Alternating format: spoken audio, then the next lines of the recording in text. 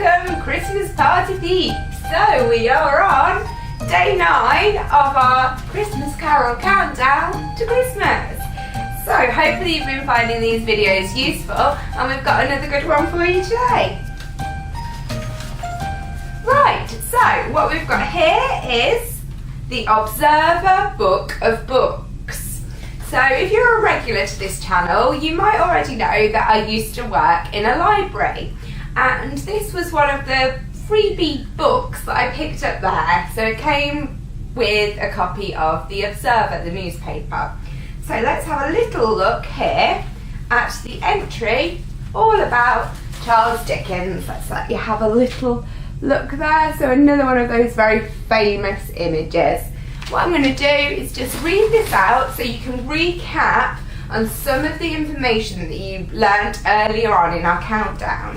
So we've got his dates there. Can anybody remember? Thinking. 1812, 1870. Okay? And he's listed as an author under the heading, The Writing Life, Great Figures from English Literature. Okay, so hopefully some of this will be familiar, but we'll get a few new snippets in here as well.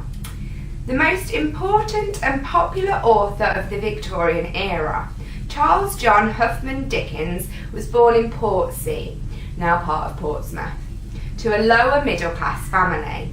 The Dickens family moved to Camden Town, London in 1822, so he was 10.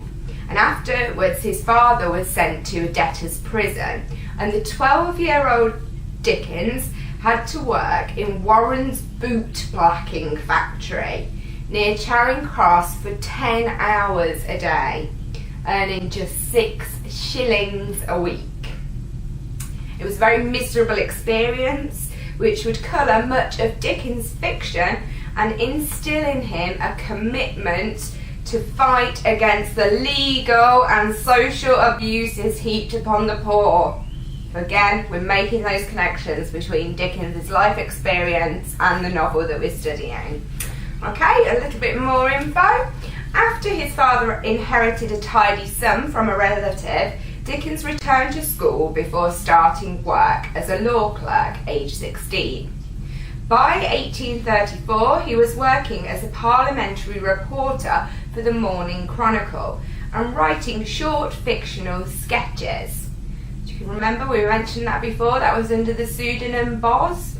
And then he wrote for the Pickwick Papers as a serial in 19 monthly instalments before publishing it as a complete novel. So we talked about that serialisation before as well. It's pretty much the same as what Netflix does when they've got a show and they want to release it as weekly episodes, and they keep trailing them and giving out the extra advertisement for them. That's the same as what Dickens was doing, serialising his work. That year he got married. Anyone remember her name? It was on the mug that we looked at. It's Catherine Hogarth. And he had 10 children. Yeah? So there's a lot of 10s here. That can help us remember. Moved to London at the age of 10.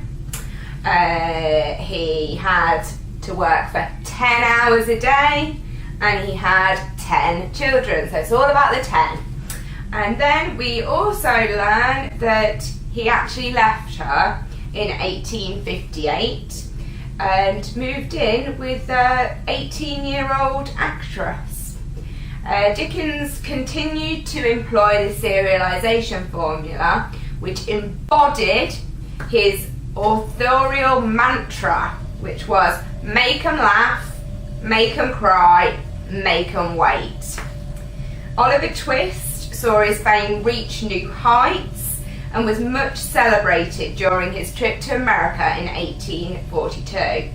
The death of both his father and daughter within 2 weeks in 1851 gave later books such as Bleak House, Hard Times and Little Dorrit a much darker hue than his earlier novels.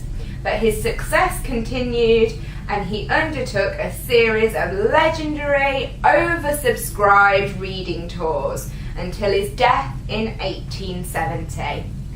Okay, so we've got a bit more information on Dickens there, and as you can see, it shows why we have these themes of morality, redemption, poverty, ethics, why this all features within his writing, because as we can see, he led a very interesting life.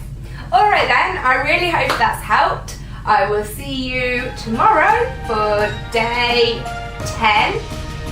Moved at 10, worked 10 hours a day, had 10 children. To see you for day 10 of our Dickens Christmas Carol countdown. Bye for now.